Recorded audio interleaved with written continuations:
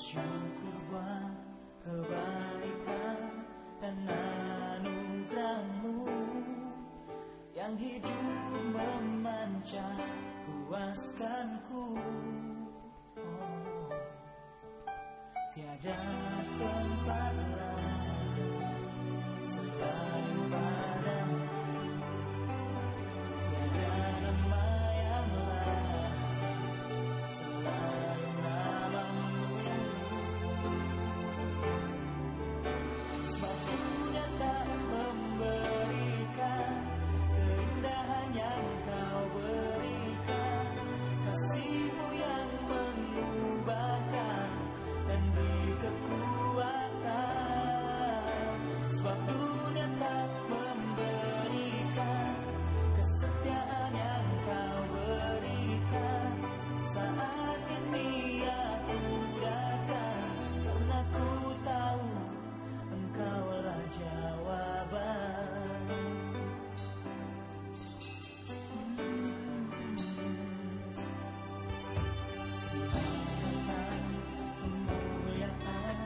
Dan keagungan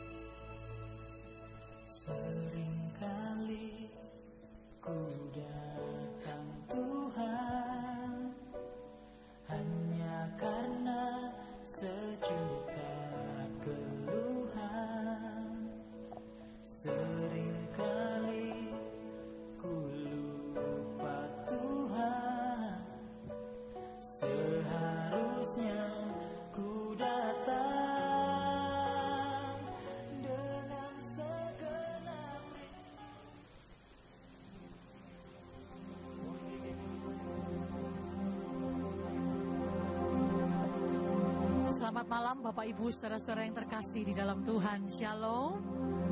Mari bersama-sama di malam hari ini kita datang dengan hati yang sungguh. Kita mau memuji, menyembah Tuhan. Kita percaya sementara kita menyembah Tuhan, hadirat Allah ada di tengah-tengah kita dan Tuhan menjamah dan melawat umatnya.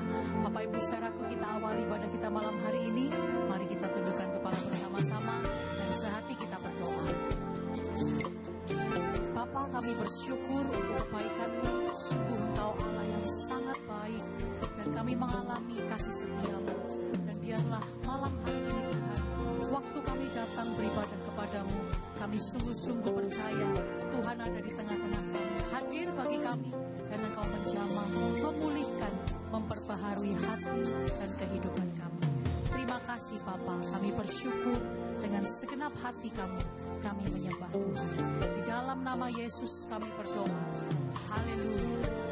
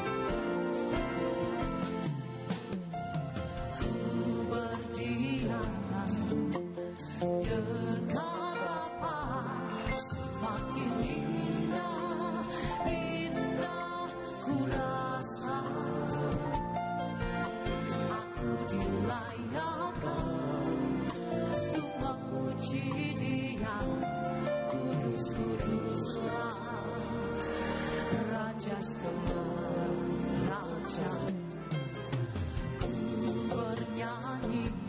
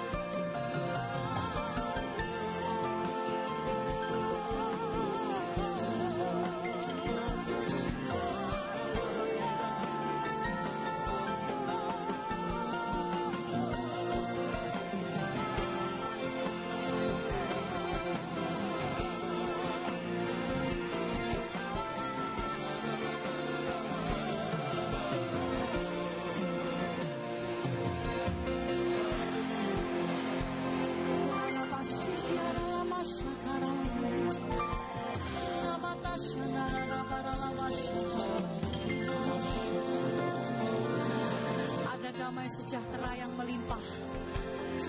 Ada sukacita bagi setiap kita. Di dekat Tuhan, di dalam hadirat-Mu ada kasih-Nya yang sempurna. Tidak seperti kasih yang kita dapat dari dunia.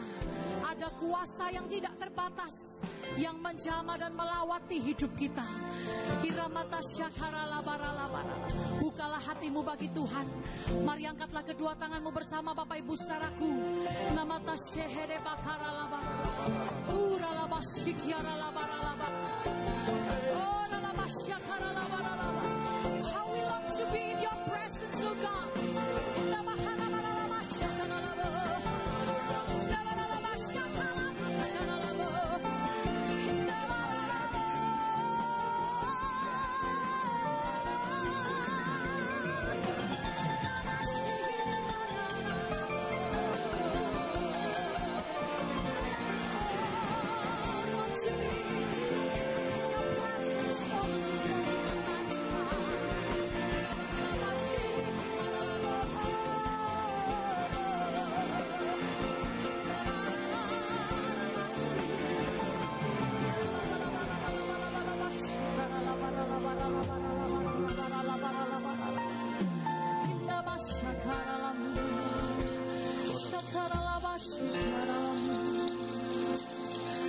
Bahara labashanda karara labara labara. Ura labashikyara labara labara labara labara labara labara labara labara. Ura labashakara labara labara labara labara labara labashakara labara. Ura tapakana mashakara labara labara labashikyara labara labara. Ura labashikyara labara labara labara labashikyara labara labara.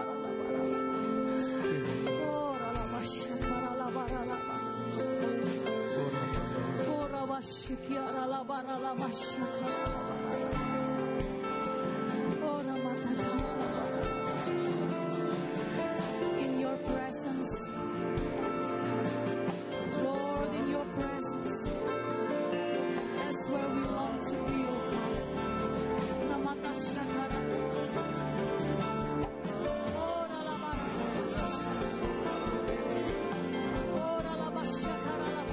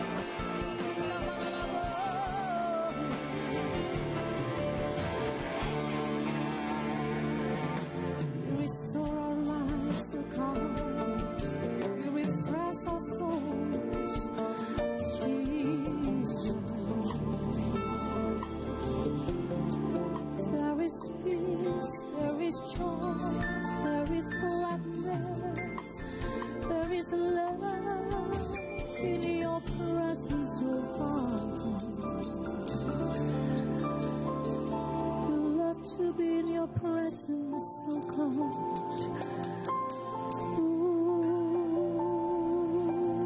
For the rest of our lives.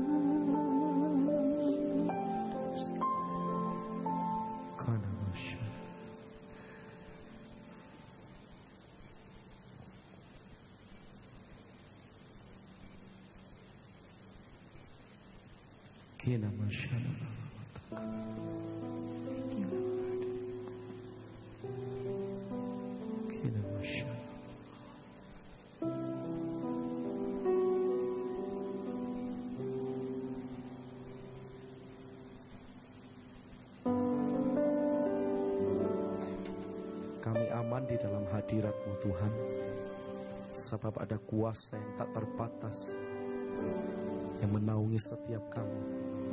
Kau berikan bagi kami. Tak terbatas kuasa-Mu Tuhan, semua dapat Kau lakukan. Apa yang kelihatan mustahil bagiku, itu sangat mungkin bagimu. Tak terbatas kuasa-Mu Tuhan, semua dapat Kau lakukan. Apa yang kelihatan mustahil bagiku, itu sangat mungkin bagimu. Di saat tak berdaya, kuasa-Mu yang sempurna. Ketika ku percaya, mujizat itu nyata. Bukan karena kekuatan, namun Roh-Mu ya Tuhan. Ketika ku berdoa, mujizat itu nyata. Di saat ku tak berdaya, kuasa-Mu yang sempurna. Ketika ku percaya, mujizat itu nyata. Bukan karena kekuatan, namun Roh-Mu ya Tuhan.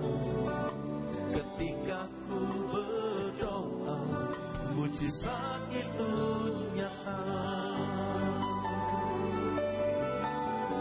Bapak Ibu katakan tak terbatas kuasa-Mu, semua dapat Kau lakukan. Apa yang kelihatan mustahil bagiku, itu sangat mungkin bagimu. Satu kali, tak terbatas kuasa-Mu Tuhan,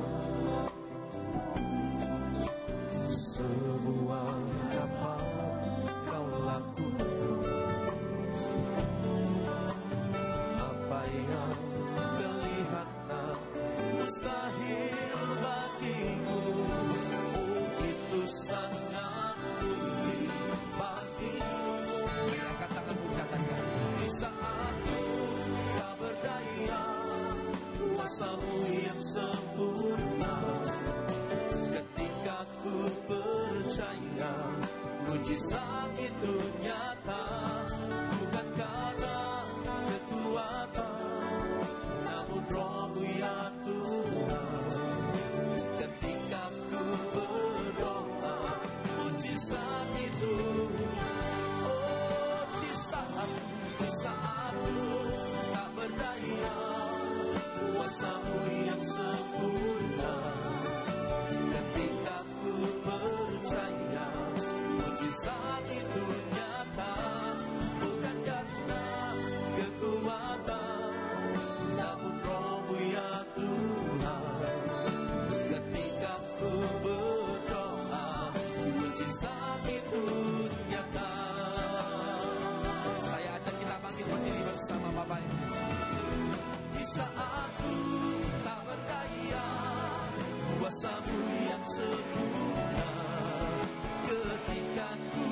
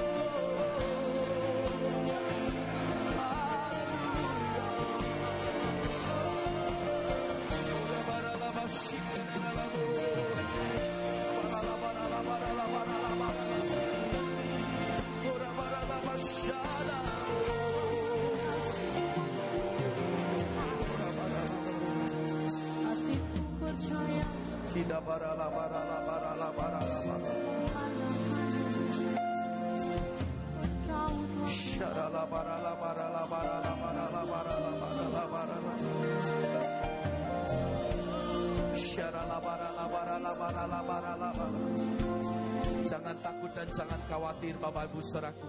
Kuasa yang tak terbatas itu, pribadi itu Yesus bersama-sama dengan kita.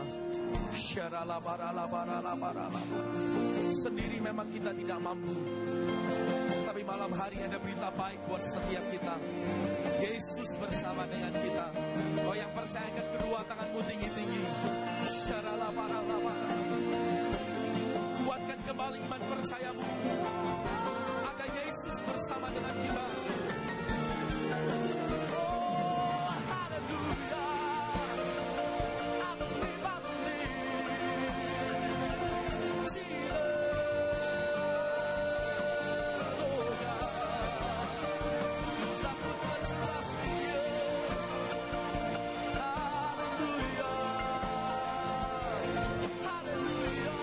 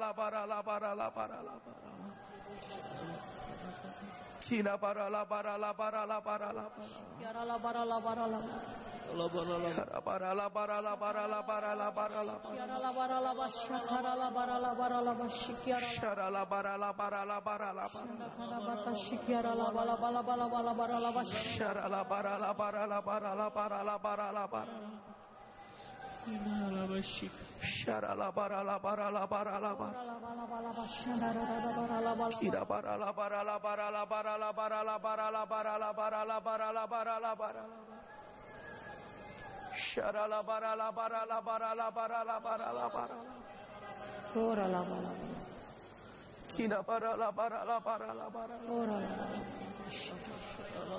Kina para la para la para la para la para la para la. Kina para la para la para la para.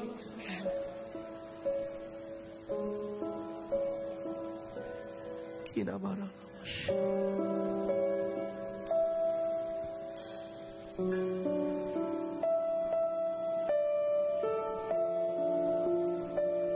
Kina para la masya. Syara la para la. Kina para la para la. Sebab Tuhan yang jadi pengharapan kami adalah Tuhan yang setia sama janjinya. Tidak pernah berubah dulu, sekarang, bahkan sampai selama-lamanya. Dia berkata dia mengasihi setiap kita, dan dia akan tetap mengasihi setiap kita. Tidak pernah berubah kasih setianya dalam hidup kita.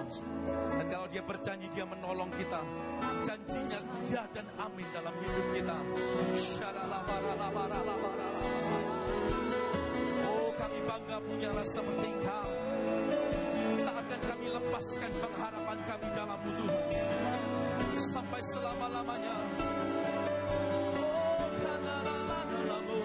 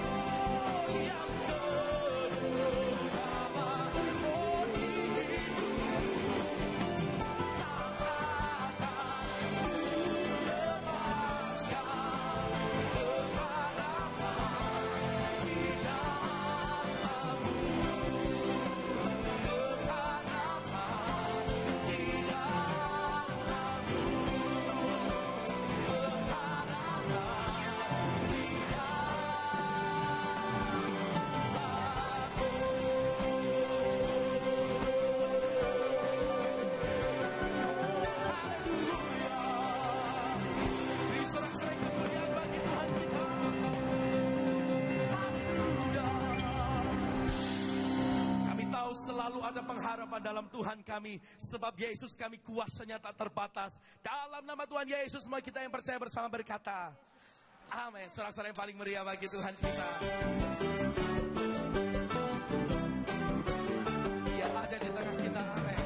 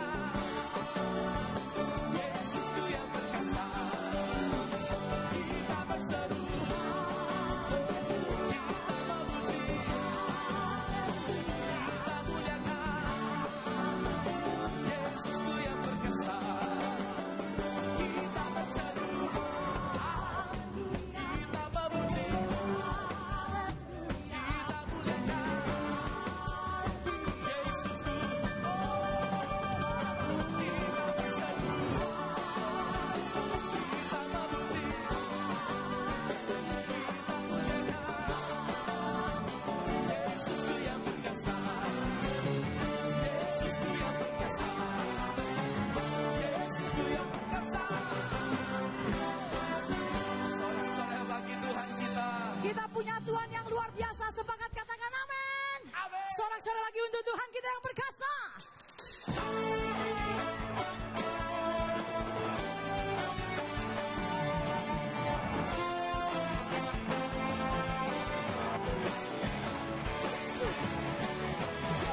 Yesus Tuhan Allah yang perkasa, segala kuasa di tangan-Nya.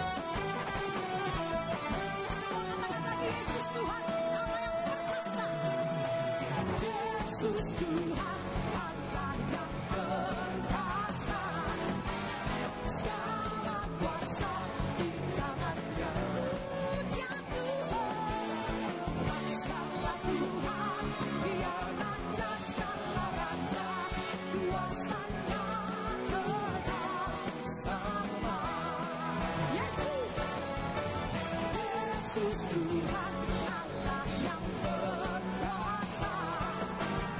Dulu sekarang, angkat tanganmu Bapak Ibu, katakan, Dia Tuhan yang berkuasa, Dia Raja segala raja, Kuasa yang Tuhan sama.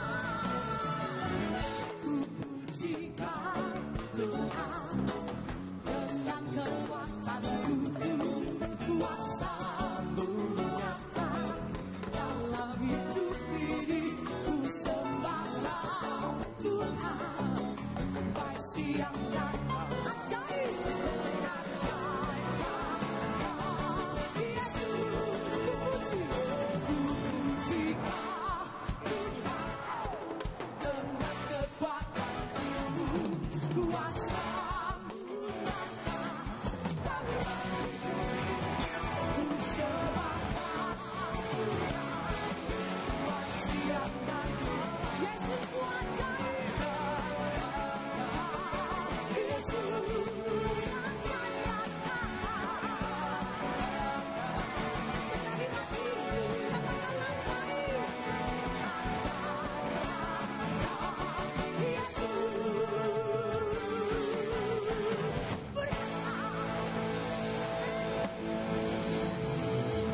Silakan duduk kembali Bapak Ibu saudaraku.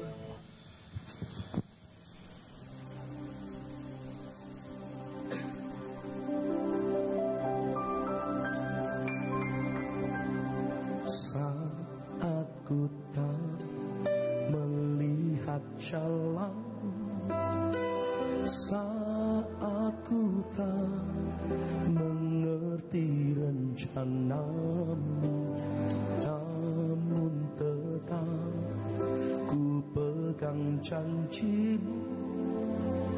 Pengharapanku hanya padamu. Saat ku tak melihat jalan, saat ku tak mengerti rencanamu, namun tetap ku pegang janjimu. Pengharapanku hanya padamu. Hatiku percaya, hatiku percaya, hatiku percaya, selalu ku percaya. Katakan hatiku percaya. Hatiku percaya, hatiku percaya, hatiku percaya, selalu ku percaya.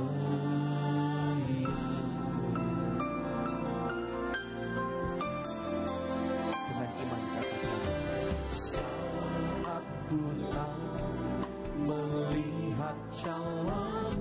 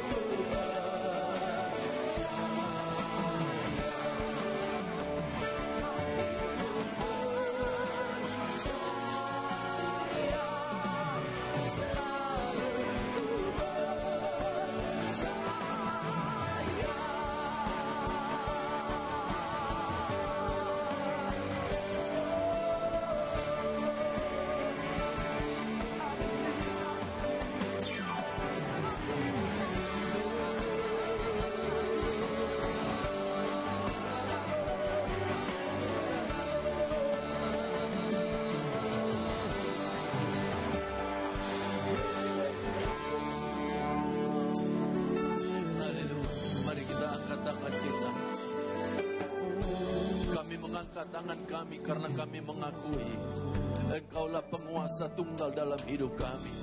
Engkaulah Tuhan kami, juru selamat kami. Engkaulah yang berkuasa atas hidup kami. Kami menyerahkan hidup kami ke dalam tangan-Mu ya Tuhan. Kiranya Tuhan terus memelihara kami, terus menjaga kami, terus memberkati kami oleh kasih karunia-Mu yang ajaib. Kami bersyukur ya Tuhan. Kiranya pujian penyembahan kami menyenangkan hati Tuhan. Hadirlah di tengah-tengah kami, bertahta di atas pujian penyembahan kami.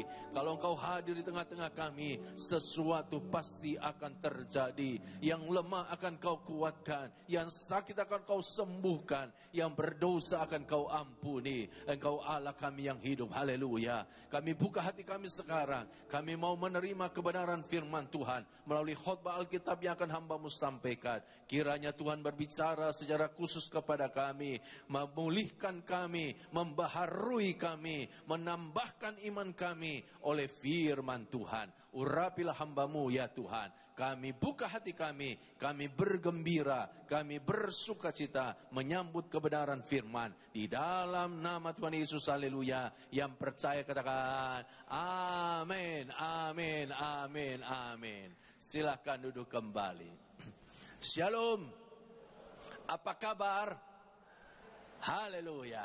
Judul khotbah saya pada malam ini, Everybody can change. Setiap orang bisa berubah. Bisa berubah tambah baik, tapi juga bisa berubah tambah jahat. Bisa berubah tambah suci, tapi juga bisa berubah tambah berdosa. Bisa berubah tambah setia kepada Tuhan, tapi juga bisa berubah tambah murtad. Dan hari ini kita mau belajar dari dua orang murid Paulus. Yang satu murtad, tapi yang satu bertobat dan berubah, dipakai Tuhan dengan luar biasa. Siapakah kedua orang murid itu? Mari bukalah Alkitab kita. Kita akan membaca dua buah ayat. 2 Timotius pasal 4 ayat 10 dan 11.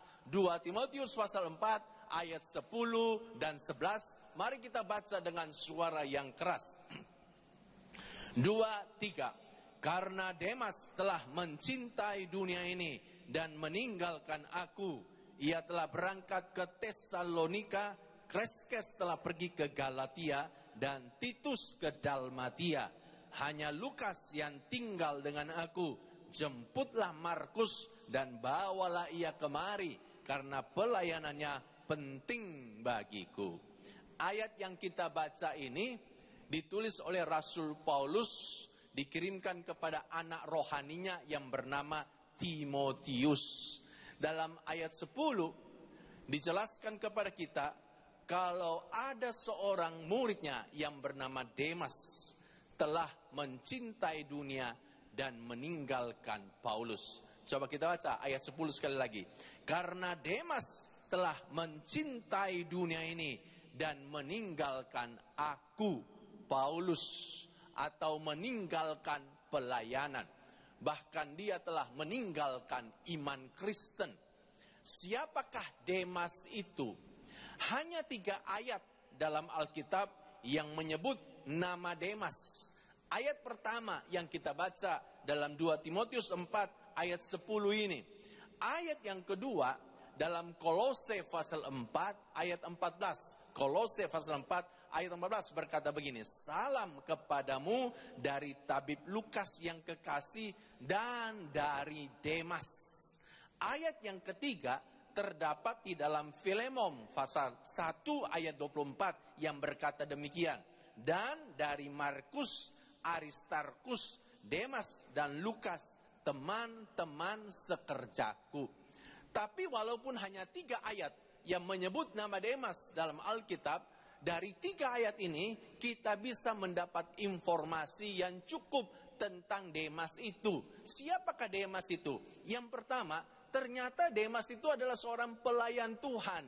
Buktinya, Paulus menyebut dia sebagai teman sekerjaku. Jadi dia melayani bersama-sama dengan Rasul Paulus.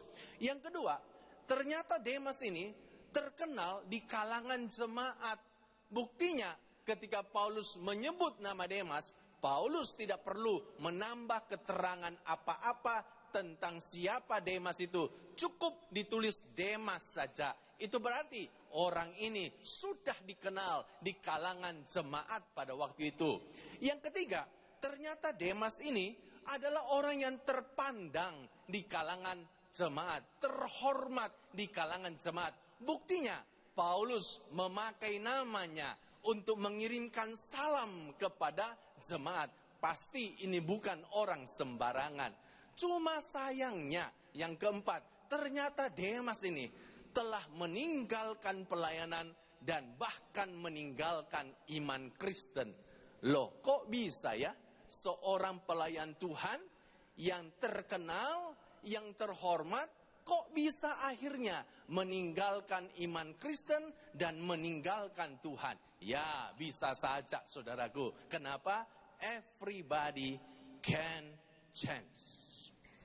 Dan sejarah gereja mencatat ada orang-orang yang dulu dipakai Tuhan, tapi pada akhirnya mereka meninggalkan iman Kristen. Saya kasih contoh saja, saudara-saudaraku. Coba saudara kenal dengan orang ini? Coba kasih lihat fotonya. Kenal dengan orang ini? Pasti tidak kenal, makanya saya kasih kenal. Orang ini namanya Crawford Hoffeltoy. Dia adalah seorang teolog yang terkenal.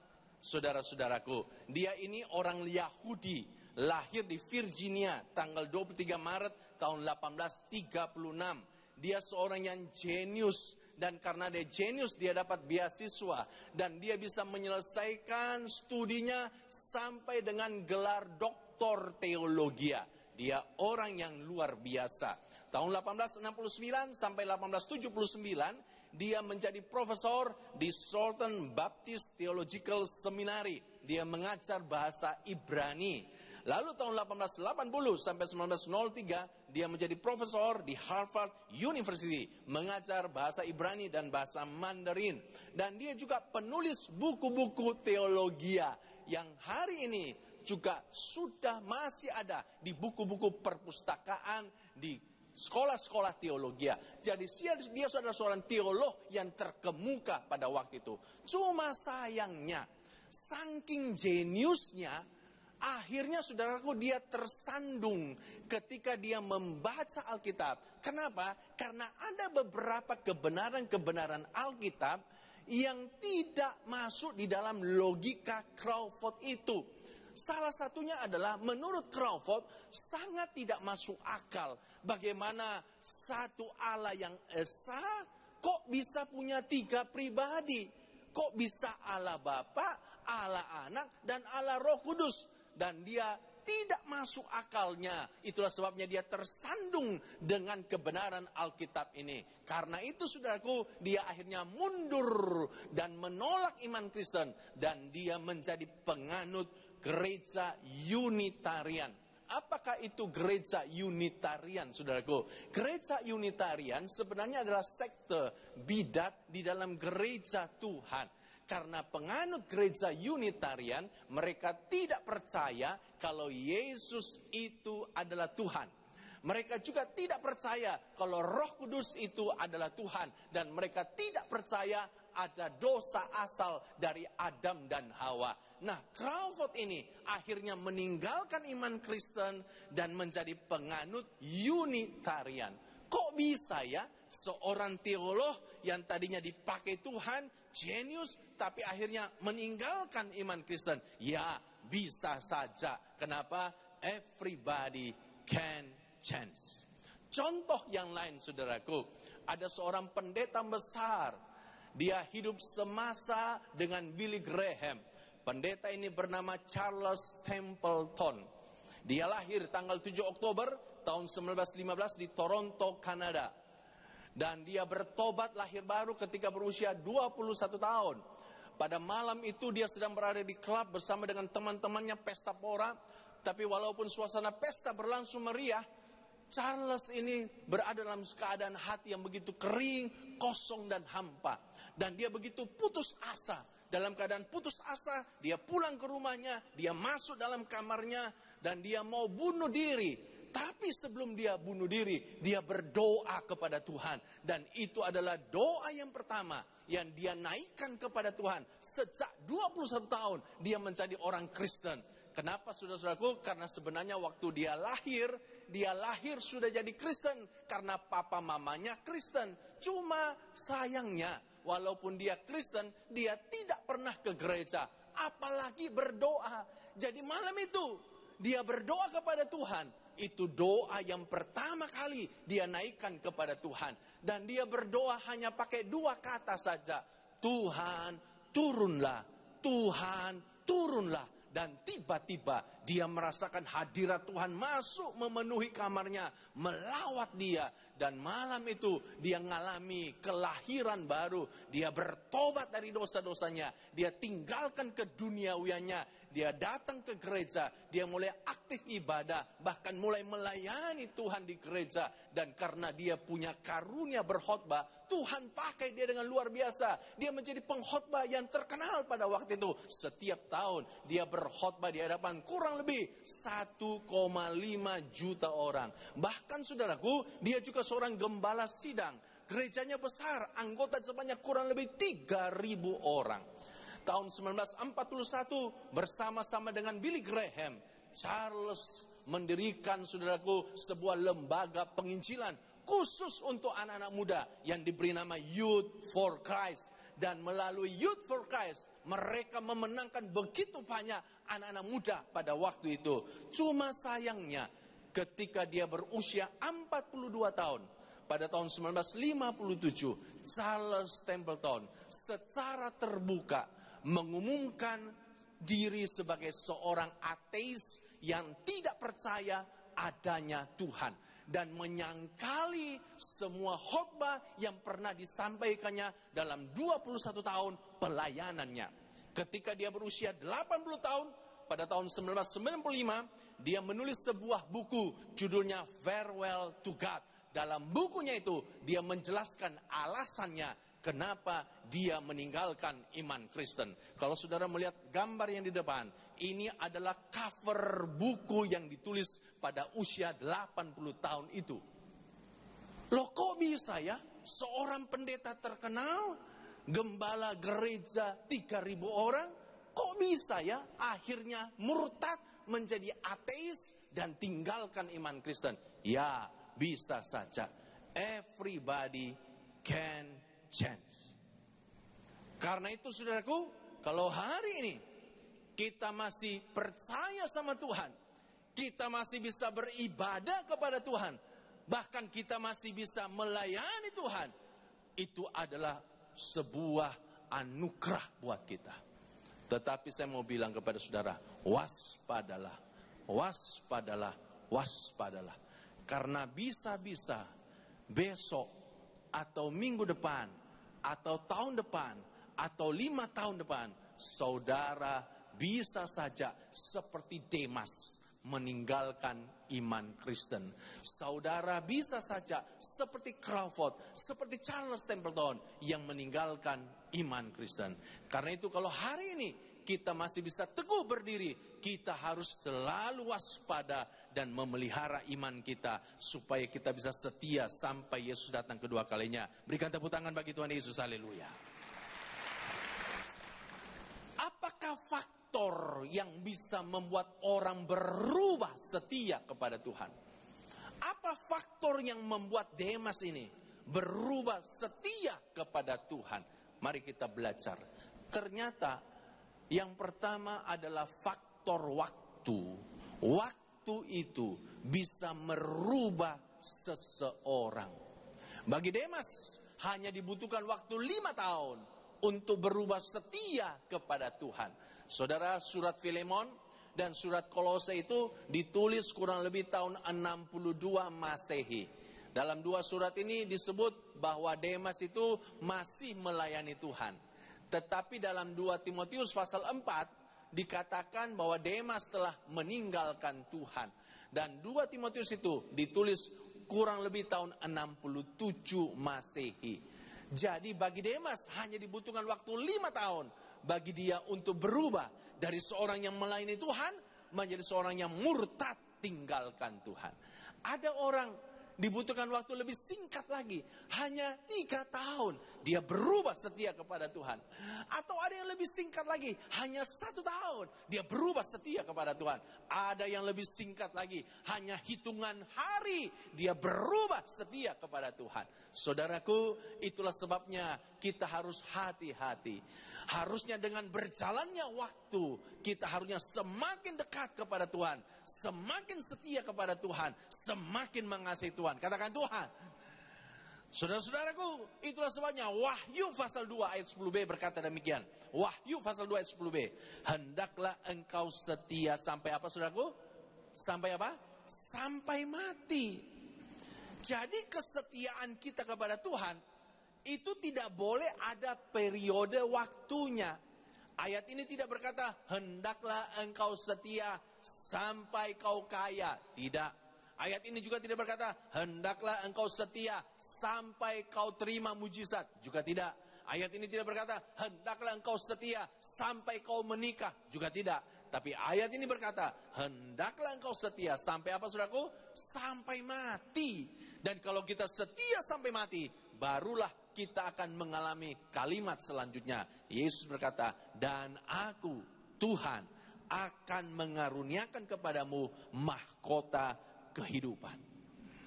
Jadi kesetiaan kita kepada Tuhan harus sampai mati. Sekali percaya Tuhan, tetap percaya Tuhan. Sampai mati percaya Tuhan. Katakan amin.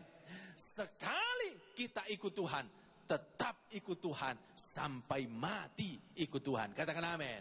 Tidak ada yang bisa mengubah kesetiaan kita kepada Tuhan.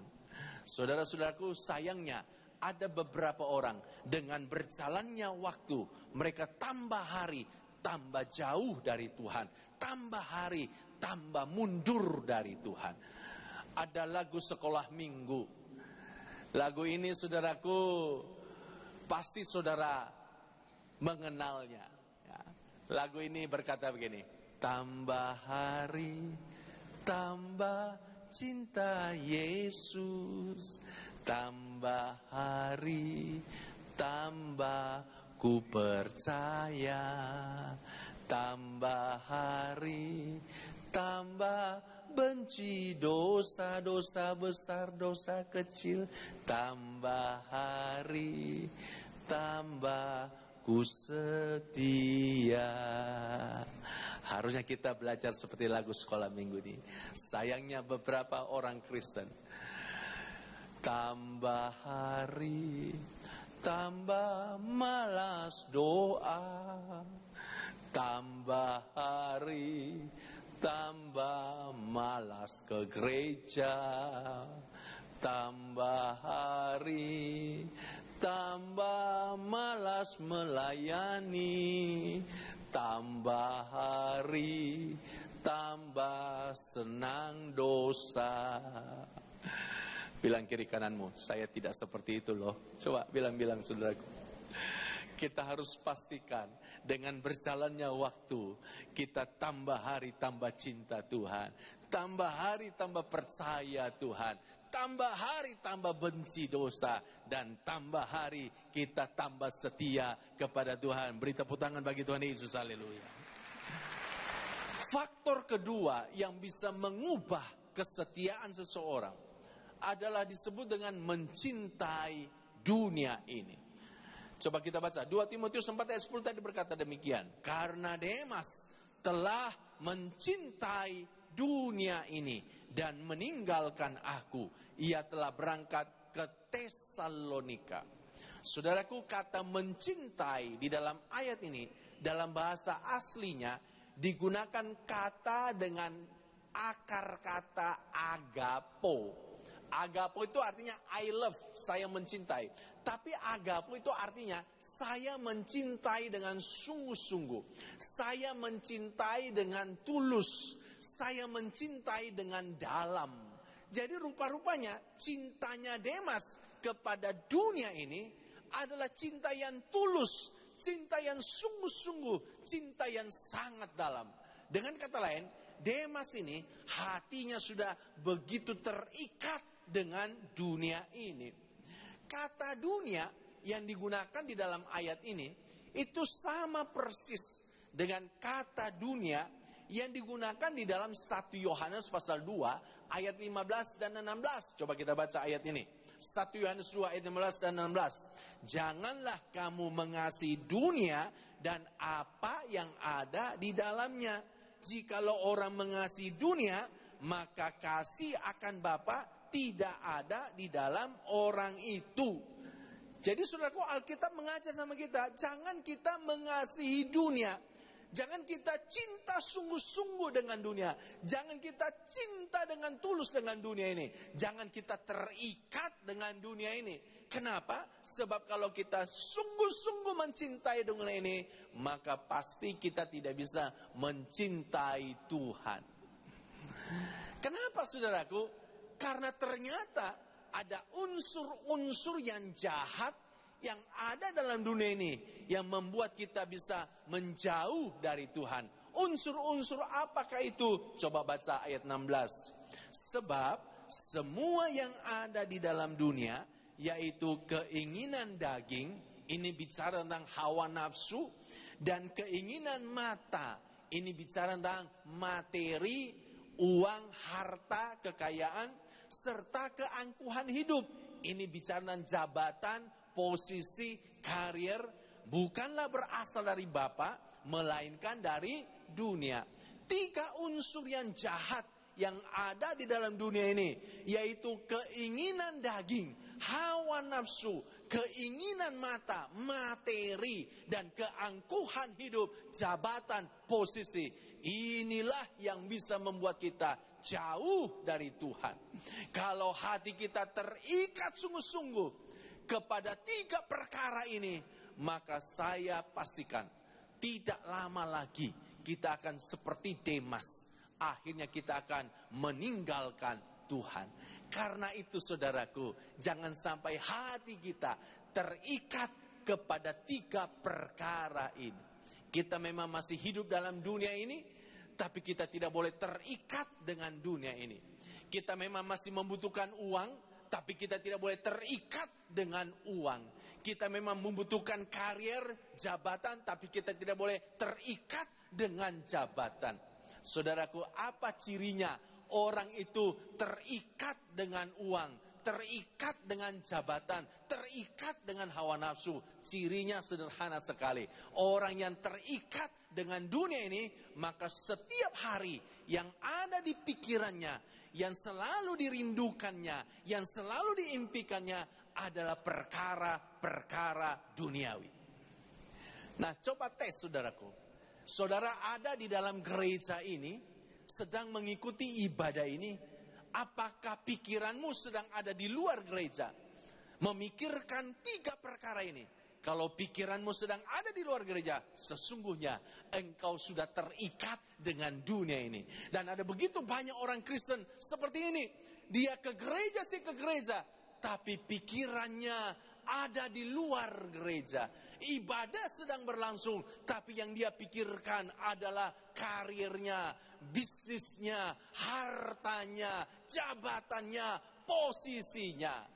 Ini orang sudah terikat dengan dunia. Dan kalau saudara seperti itu, tidak lama lagi saudara akan seperti Demas, meninggalkan Tuhan. Saya berdoa biar kita jangan terikat dengan dunia ini karena mencintai dunia ini. Katakan amin. Biar hati kita bebas dari hal-hal yang duniawi. Saudaraku, hal yang ketiga, faktor yang ketiga yang bisa merubah seseorang, tidak ada dalam PowerPoint ini, tapi faktor ketiga ini sangat penting sekali. Itulah yang disebut dengan kecewa. Ada banyak orang mundur dari Tuhan, mundur dari gereja karena kecewa. Kecewa kepada Tuhan karena doa-doanya belum dijawab oleh Tuhan. Kecewa kepada Tuhan karena apa yang dia harapkan tidak dia dapatkan.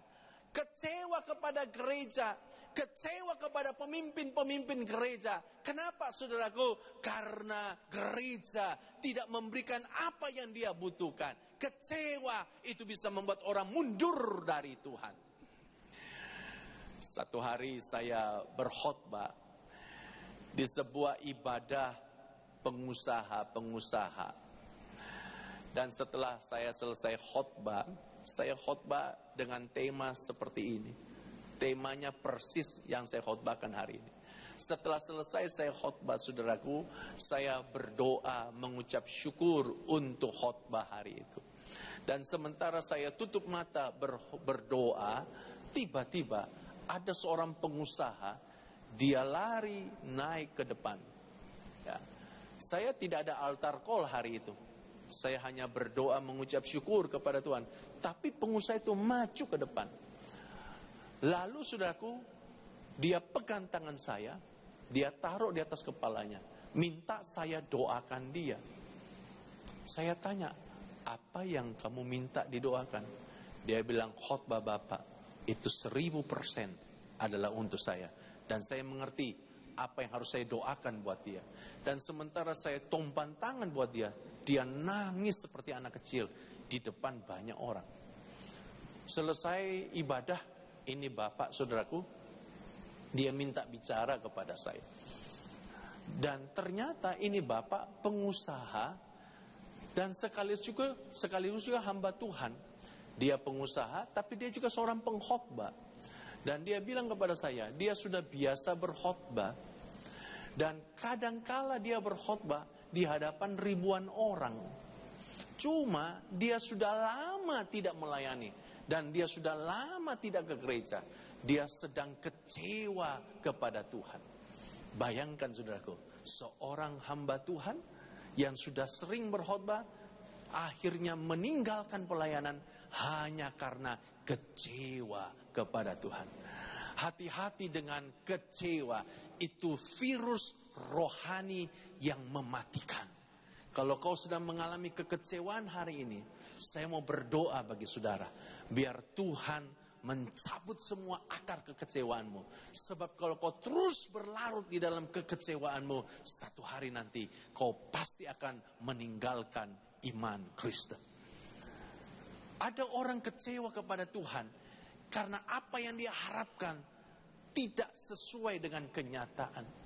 Saudara-saudaraku, dia berdoa lama sekali, minta supaya Tuhan memberkati tokonya, tapi tokonya tidak diberkati, bahkan tokonya bangkrut, kecewa kepada Tuhan.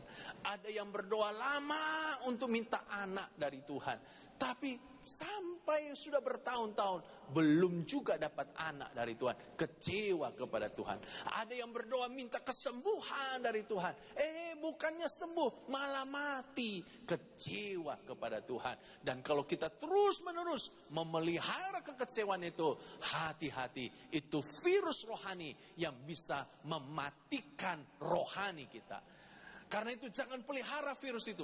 Hari ini kita datang kepada Tuhan, minta supaya Tuhan pulihkan hati kita. Katakan amin.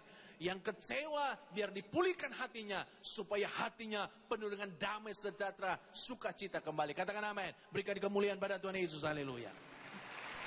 Nah, ayat 10 ini ayat yang memprihatinkan. Tetapi syukur kepada Tuhan. Ayat 11 dari 2 Timotius pasal 4.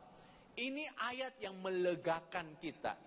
Ayat yang memberi pengharapan kepada kita. Coba kita baca ayat 11 ini. 2 Timotius 4 ayat 11. Hanya Lukas yang tinggal dengan aku. Jemputlah Markus dan bawalah ia kemari. Karena pelayanannya penting bagiku. Paulus berkata begini. Jemputlah Markus. Bawalah kemari. Karena pelayanannya penting bagiku. Siapa lagi ini Markus? Saudara-saudaraku, kita baca beberapa ayat dan kita akan mendapatkan informasi tentang siapa sebenarnya Markus ini.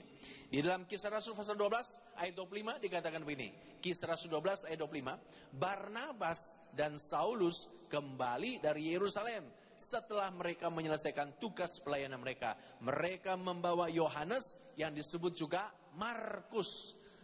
Siapa itu Markus? Ternyata Markus ini adalah seorang anak muda yang ikut melayani bersama-sama dengan Paulus dan Barnabas. Paulus Barnabas mengajak anak muda Markus itu melayani bersama-sama dengan mereka. Dan ketika sedang melayani bersama-sama dengan Paulus dan Barnabas, tiba di sebuah kota namanya Pamfilia, tiba-tiba ini Markus meninggalkan pelayanan tanpa alasan yang jelas dan tidak mau lagi ikut Paulus dan Barnabas dalam pelayanan. Paulus ini orangnya tegas, orangnya disiplin, orangnya tanpa kompromi, dan Paulus marah sekali ketika tahu ini Markus meninggalkan mereka dalam pelayanan. Saudara-saudaraku, satu hari Paulus dan Barnabas mau melayani lagi ke kota yang lain. Barnabas beda dengan Paulus. Barnabas ini orang yang, saudaraku, selalu memberikan kesempatan kedua. Lalu Barnabas bilang kepada Paulus, Paulus, kita ajak lagi tuh si Markus untuk melayani bersama-sama dengan kita. Waduh, saudaraku, ini Paulus ketika mendengar bahwa Barnabas mau ajak Markus lagi, Paulus marah. Paulus bilang, tidak boleh, tidak baik kita ajak lagi orang yang pernah meninggalkan kita dalam pelayanan. Dan akhirnya terjadilah perselisihan antara Paulus dan Barnabas gara-gara si Markus ini.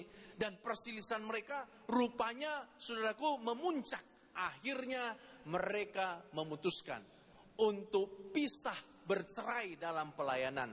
Paulus kemudian mengambil jalan lain dan Barnabas mengambil jalan lain. Barnabas tetap mengajak Markus melayani bersama dengan dia. Sebaliknya Paulus, dia ajak anak muda lain yang namanya Silas melayani di tempat yang lain. Ternyata, saudaraku, Markus ini ketika melayani kembali, dia menggunakan kesempatan kedua ini dengan baik. Dia bertobat sungguh-sungguh dan dia melayani dengan sungguh-sungguh, dan Tuhan pakai dia dengan luar biasa. Dan berita ini sampai kepada Paulus. Itulah sebabnya kemudian Paulus tadi berkata, bawalah Markus kepadaku karena pelayanannya penting bagiku. Padahal tadinya Paulus marah kepada Markus karena Markus telah mundur dari pelayanan. Tapi sekarang Paulus bisa menerima Markus kembali. Kenapa, saudara-saudaraku? Rupa-rupanya Markus ini dia bertobat bertobat sungguh-sungguh, dan dia kembali melayani dengan sungguh-sungguh, dan dia melayani dengan hati yang luar biasa, dan Tuhan pakai dia dengan luar biasa. Nah, saudara-saudaraku, semua cerita ini kita bisa baca dalam Kisah Rasul pasal 15 ayat 37 sampai 40. Coba kita baca. Ayat 37, Barnabas ingin membawa juga Yohanes yang disebut Markus, tetapi Paulus dengan tegas berkata bahwa tidak baik membawa serta orang yang telah meninggalkan mereka di Pamfilia dan tidak mau turut bekerja bersama-sama dengan mereka. Ayat 39. Hal itu menimbulkan perselisihan tajam sehingga mereka berpisah, dan Barnabas membawa Markus juga sertanya berlayar ke Siprus, tetapi Paulus memilih Silas dan sesudah diserahkan oleh saudara-saudara itu kepada kasih karunia Tuhan. Berpisahlah Paulus dan Barnabas dalam pelayanan gara-gara Markus, tapi Markus Tuhan pakai dengan luar biasa karena dia menggunakan kesempatan kedua dengan baik. Dalam Kolose pasal 4 ayat 10 dikatakan demikian. Salam kepada kamu dari Aristarkus, temanku sepenjara, dan dari Markus, kemenakan Barnabas. Pantasan Barnabas bela-belain Markus. Rupa-rupanya Markus itu ponakannya. Jadi Barnabas ini adalah seorang om yang baik, paman yang baik. Dia kasih kesempatan kedua kepada Markus ponakannya. Dan rupa-rupanya saudaraku, Markus ini menggunakan kesempatan kedua yang diberikan oleh pamannya itu. Dan Tuhan pakai dia dengan luar biasa. Nah, coba perhatikan ayat selanjutnya. Tentang dia, kamu telah menerima pesan, terimalah dia apabila dia datang kepadamu. Tadinya Paulus menolak Markus, sekarang Paulus berkata, terimalah dia, terimalah Markus. Dari ayat-ayat ini, kita bisa mendapatkan keterangan siapakah Markus itu. Yang pertama, dia adalah seorang pelayan Tuhan.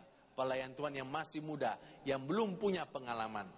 Yang kedua, akhirnya karena belum punya pengalaman, dia meninggalkan pelayanan. Dia mundur dari pelayanan. Tapi yang ketiga, dia bertobat. Dan dia kembali melayani, dan Tuhan pakai dia yang luar biasa. Mari kita belajar seperti Markus. Kalau ada saudara yang hari ini mungkin seperti Markus yang sedang mundur dari pelayanan, ayo kembali lagi melayani. Karena Tuhan pakai kau lebih luar biasa lagi. Katakan amin. Dan saya mau bilang kepada saudara, ada begitu banyak Markus-Markus akhir zaman ini. Orang-orang yang dulu aktif, tapi sekarang sudah mundur dari Tuhan. Dan mungkin Markus-Markus itu adalah keluargamu sendiri. Mungkin dia itu adalah ayahmu sendiri, yang dulu begitu aktif di gereja, tapi hari ini telah mundur dari Tuhan. Bahkan tidak pernah lagi ke gereja. Atau mungkin dia adalah ibumu sendiri, yang dulu begitu aktif dalam ibadah wanita, tapi sekarang sudah tidak pernah lagi ke gereja. Atau mungkin dia itu adalah anak-anakmu sendiri, yang dulu begitu aktif dalam ibadah youth, tapi sekarang sudah tidak pernah lagi ke ibadah. Bahkan saudaraku, sudah tidak pernah lagi menginjakkan kaki ke gereja. Ini adalah Markus akhir zaman. Orang-orang yang sedang mundur dari Tuhan. Kita harus belajar seperti Barnabas. Barnabas ini adalah saudaraku, orang yang tidak pernah menyerah dengan Markus yang sudah mundur. Kita harus punya roh yang seperti Barnabas. Jangan pernah menyerah kepada Markus. Kalau kita tahu ada teman kita, keluarga kita yang sudah mundur dari Tuhan, yang sudah mundur dari gereja, ayo kita belajar seperti Barnabas. Kita hampiri mereka, kita ajak lagi mereka ke gereja. Katakan amin. Tuhan membutuhkan Barnabas akhir zaman. Saudara-saudaraku, Barnabas ini contoh orang yang tidak kenal menyerah. Seandainya Barnabas hidup pada zaman sekarang ini, maka mungkin setiap hari dia itu akan telepon Markus, dia akan BB Markus, dia akan WhatsApp Markus, SMS Markus. Hei Markus, kamu lagi di mana? Markus bilang, aduh om, aku lagi di rumah om. Kamu ngapain di rumah Markus? Aku lagi bete and galau om. Aduh Markus, kamu kembali lagi melayani. Ah, enggak lah om, aku lagi malu nih kalau kembali melayani. Jangan malu, ayo kembali ya. Om nanti nih minggu depan mau melayani lagi di Afrika, kamu ikut ya. Pengen sih om, cuma aku gak punya duit beli tiket. Udah Marcos, lu gak usah pikirin duit beli tiket. Om yang belikan kamu tiket. Iya deh, boleh deh om. Saudara-saudaraku, lihat nih Barnabas tidak kenal menyerah. Akhirnya dia berhasil mendapatkan Markus kembali.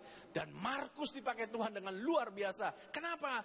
Karena jasa daripada Barnabas. Kenapa? Karena Barnabas memberikan kesempatan kedua kepada Markus. Kenapa? Karena Barnabas tidak kenal menyerah untuk bisa menyelamatkan Markus. Mari saudaraku, kita menjadi Barnabas akhir zaman. Nanti nih ya, habis ibadah ini ya. Ayo saudara, mulai hubungi orang-orang yang dulu saudara tahu mereka begitu aktif, tapi sekarang sudah tinggalkan Tuhan. Mulai hubungi mereka, telepon atau kirim BB kepada mereka, kirim SMS kepada mereka, tanya keadaan mereka. Aliong, kamu lagi di mana Aliong? Aku lagi di rumah. Kamu ngapain di rumah Aliong? Aku ini lagi nonton TV. Udah Aliong, ayo kembali ke gereja Aliong. Nggak mau aku malu. Udah nggak usah malu Aliong. Orang itu ya, kalau sudah lama nggak ke gereja, mau balik lagi ke gereja, itu ada pergumulan batin loh saudaraku. Ada rasa malu, hatinya bertanya-tanya, nih gua kalau kembali lagi, ini gua diterima nggak ya? Nih kalau gua kembali lagi gimana ya? Reaksi teman-teman gereja ya? Itu ada pergumulan batin loh saudaraku. Ya, karena itu jangan menyerah. Ya, Aliong, kamu jangan malu Aliong. Aliong, begini Aliong ya. Hari Minggu saya jemput kamu di rumah kamu. Udah siap-siap saja Aliong. Kita harus berkorban saudaraku. Ayo jemput teman kita. Ajak lagi mereka ke gereja. Jadilah Barnabas akhir zaman. Katakan amin. Jangan pernah menyerah.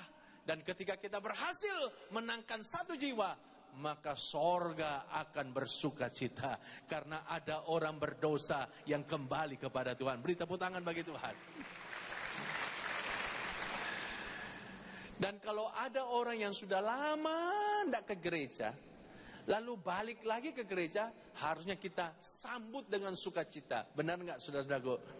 Jangan kalau ada orang sudah lama tidak ke gereja, lalu dia balik ke gereja, kita mulai sindir-sindir dia. Jangan. Ada banyak saya lihat nih orang Kristen nih, kalau temannya sudah lama tidak ke gereja, lalu tahu-tahu nongol, waduh disambutnya begini, tumben, kok nongol, kemana aja batang hidungnya, angin apa yang membawa kemari. Jangan disindir-sindir dong saudaraku.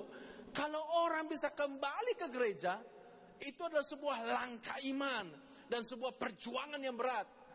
Saudaraku, sekali lagi, orang itu kalau sudah lama tidak ke gereja, itu pergumulan batin loh.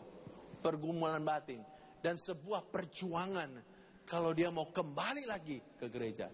Ini bapak yang saya layani saudaraku. Saya bilang begini, Pak, ayo kembali lagi ke gereja. Kembali lagi melayani. Aduh Pak, saya pengen Pak, tapi saya tidak sanggup Pak.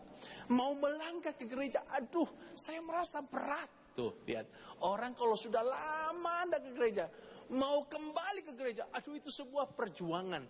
Makanya dia butuh Barnabas untuk menjemput dia, untuk menolong dia supaya bisa bangkit kembali. Dan kalau dia sudah kembali ke gereja, itu sebuah kemenangan. Itulah sebabnya kita juga harus sambut dengan sukacita. Katakan amin. Mulai hari ini ya saudara-saudaraku ya, tidak boleh lagi kita sindir-sindir orang yang datang kembali ke gereja. Ya, kata tumben itu harus dihapus ya. Kok baru nongol, itu harus dihapus ya. Kemana aja batang hidungnya, itu harus di-delete dari kamus kita. Tidak boleh kita ucapkan kepada orang yang sudah kembali kepada Tuhan. Kalau ada orang lama tidak ke gereja, kembali kepada Tuhan, kita harus bilang begini, aduh puji Tuhan, aku senang kamu balik kepada Tuhan. Aduh luar biasa, nanti habis ibadah ya, aku traktir kamu makan. Gitu loh saudaraku, sambut dengan sukacita. Saya yakin nanti minggu depan dia balik lagi dan aktif lagi kepada Tuhan. Tapi kalau kita sindir-sindir dia, saudaraku, waduh, minggu depan pasti nggak mau nongol lagi. Kenapa? Habis aku kembali disindir-sindir. Wah, tiap kali aku datang ke gereja disindir-sindir. Wah, perasaan nggak enak nih. Mari kita belajar jadi Barnabas yang punya belas kasihan kepada orang yang sudah mundur dan tidak menyerah kepada orang yang mundur dari Tuhan. Katakan amin. Saya berdoa biar khotbah hari ini bisa menguatkan saudara-saudara. Berubahlah semakin hari semakin cinta Tuhan.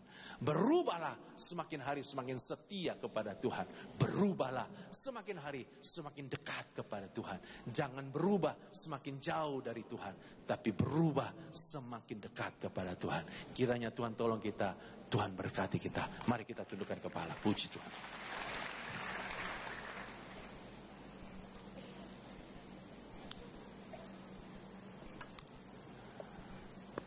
Haleluya. Biar kita mau menyatakan cinta kita kepada Tuhan, komitmen kita kepada Tuhan. Haleluya.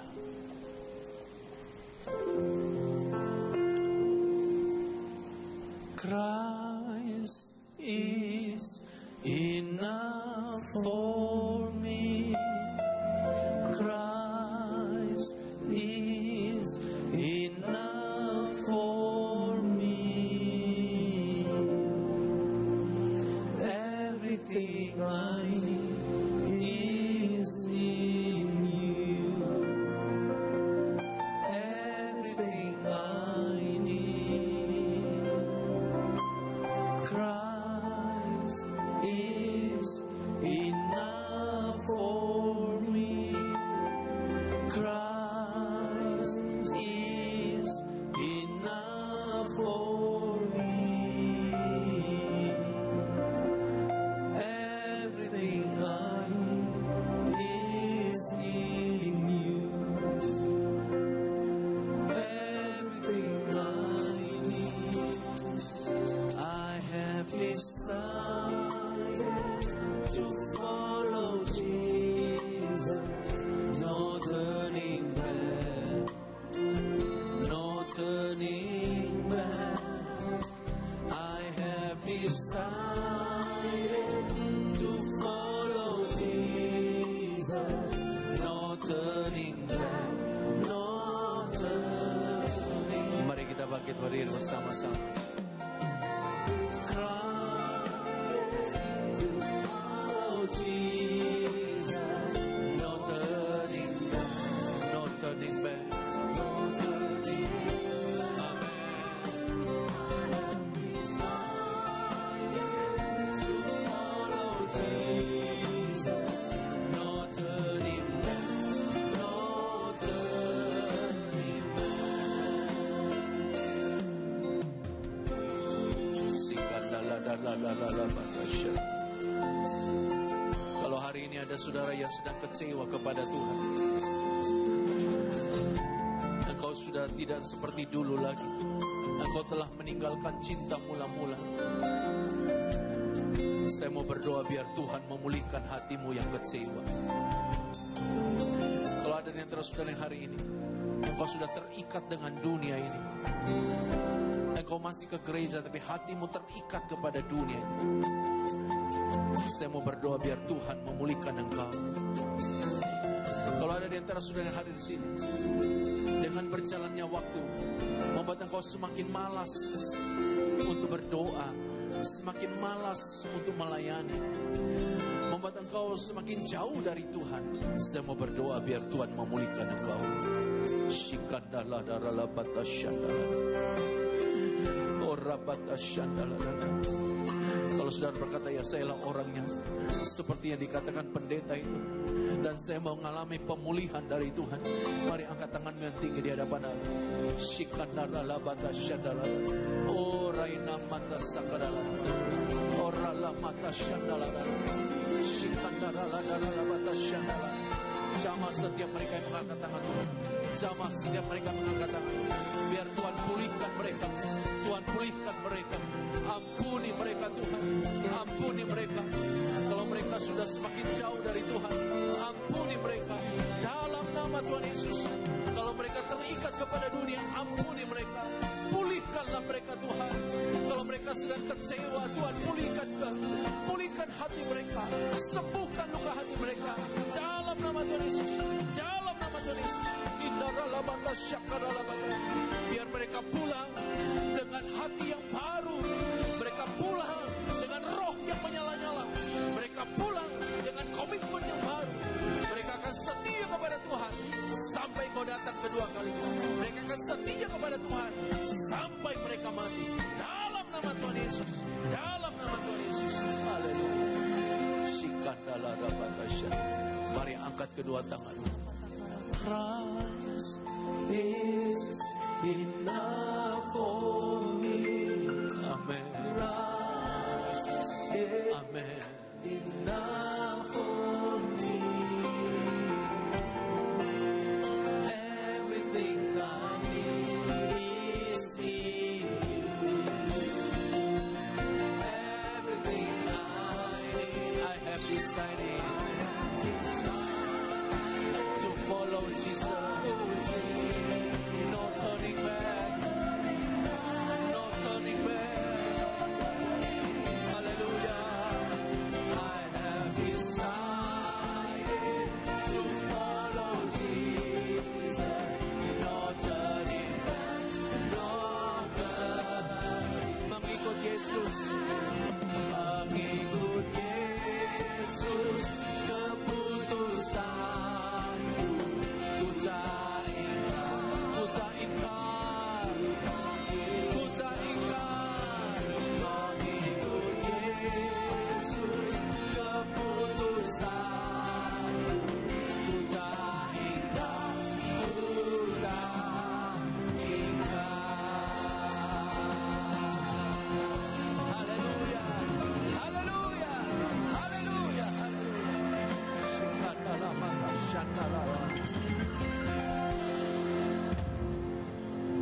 Mari saudara mengulangi doa saya. Kita bikin sebuah komitmen yang baru di hadapan Tuhan. Sambil kita mengangkat tangan, mari kita berdoa. Saudara ulangi doa saya. Tuhan Yesus, saya berdoa, kiranya Tuhan tolong supaya saya bisa setia sampai mati. Saya berjanji ya Tuhan, tidak ada satupun yang memisahkan saya dengan kasih-Mu.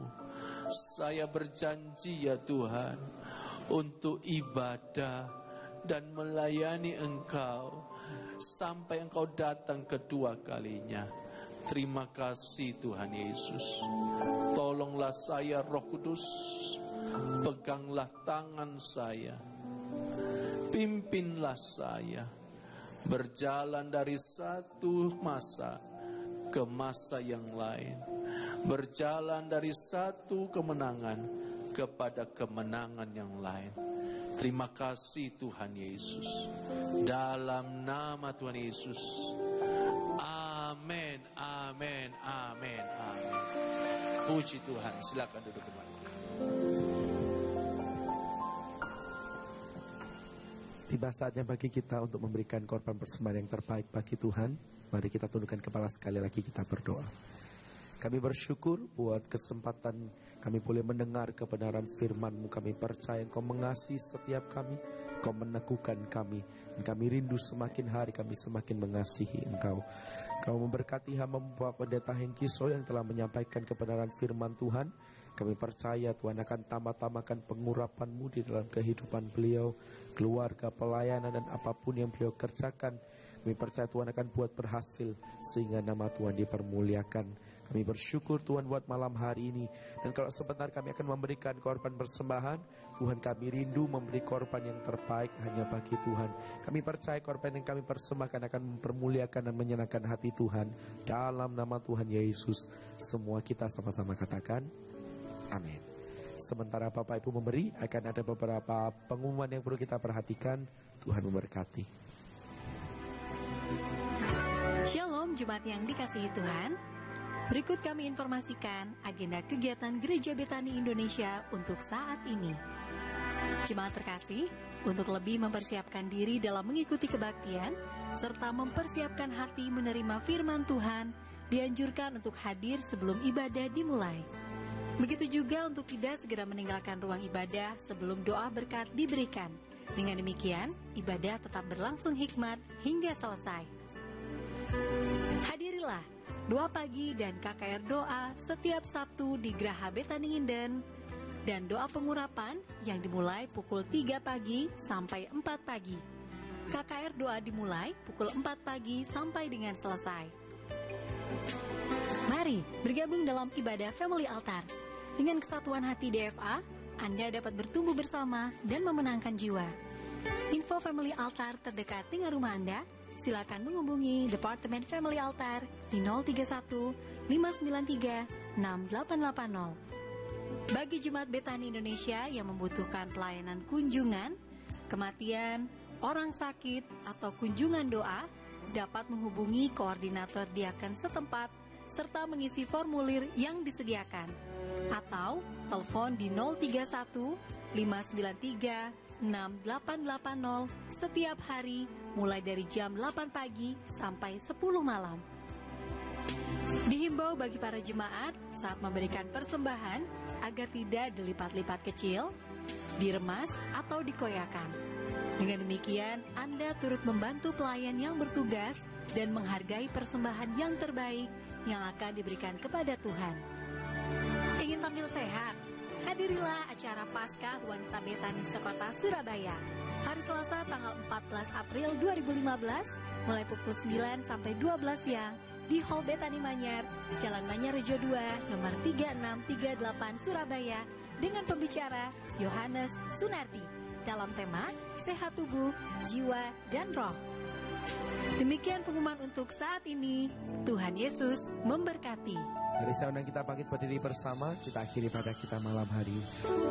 Telah kulihat kebaikan-Mu yang tak pernah habis.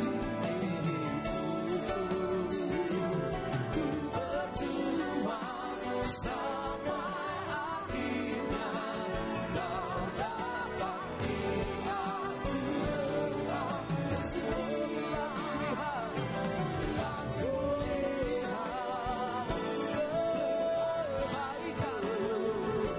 yang tak pernah habis di hidupku. Berjuang sampai akhirnya Kau dapati aku tenang seperti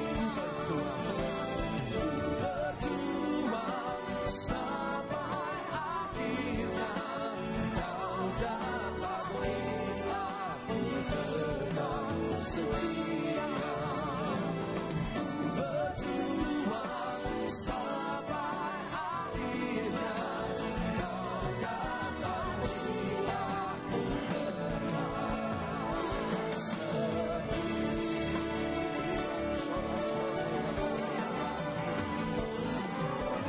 aku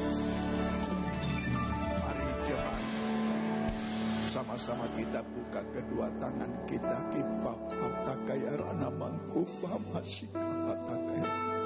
Jemaat yang dikasihi Tuhan, terimalah anugerah rahmat daripada Bapa, kasih-Nya dalam Yesus, kekuatan kuasa-Nya dalam Roh-Nya yang kudus, untuk terus menaungi, membimbing, menyertai dan memberkati kita semua sepanjang malam ini hingga Maranatha Yesus datang, bahkan sampai selama-lamanya. Dalam nama Yesus, semua yang percaya sama-sama kita berkata, Amin. Selamat malam, Tuhan Yesus sertai dan berkati saudara semua.